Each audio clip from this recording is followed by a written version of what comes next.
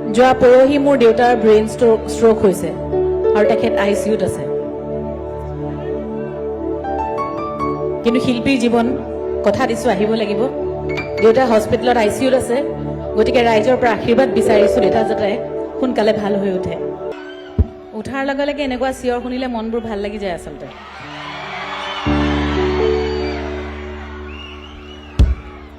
সৰুপথাৰ কেন্দ্ৰীয় ৰঙালী বিহুলৈ আমাক আমন্ত্ৰণ জনোৱাৰ বাবে অনুষ্ঠানৰ উদ্যোক্তাসকলক আন্তৰিক ধন্যবাদ জ্ঞাপন কৰিছোঁ আৰু লগতে উপস্থিত সকলোকে ৰঙালী বিহুৰ লগতে নৱবৰ্ষৰ বহুত বহুত শুভেচ্ছা শুভকামনা আৰু সেৱা জনালোঁ। প্ৰথমবাৰ আহিছোঁ সৰুপথাৰলৈ, মোৰ বৰ ভাল লাগিছে সঁচাকৈ।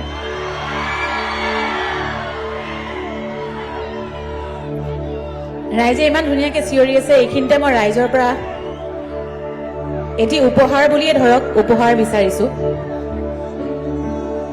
যোৱা পৰহি মোৰ দেউতাৰ ব্ৰেইন ষ্ট্ৰোক হৈছে আৰু তেখেত আইচিইউত আছে। কিন্তু শিল্পীৰ জীৱন কথা দিছো আহিব লাগিব। দেউতা হস্পিটেলত আইচিইউত আছে, গতিকে ৰাইজৰ পৰা আশীৰ্বাদ বিচাৰিছো দেউতা যাতে সোনকালে ভাল হৈ উঠে।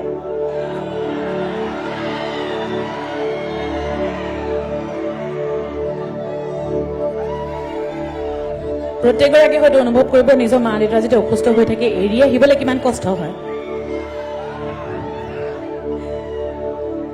কালিও যেতিয়া আমাৰ অনুষ্ঠান আছিলে বিহপুৰীয়াত, ৰাইজৰ পৰা আশীৰ্বাদে বিচাৰিছো। এতিয়া মই জেগাই জেগাই খালি ৰাইজৰ আশীৰ্বাদ গোটাই যাম দেউতাৰ বাবে। আপোনালোকে আশীৰ্বাদ কৰিব দেউতা যাতে সুস্থ হৈ উঠে অতি সোনকালে।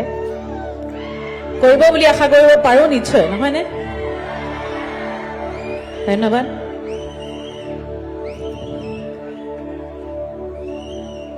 এক মিনিট সময় লৈছো, অকণমান আৱেগিক হৈ গৈছো কাৰণ গান আৰম্ভ কৰিব লাগিব, এনেকৈ গান গাব নোৱাৰিম। এক মিনিট।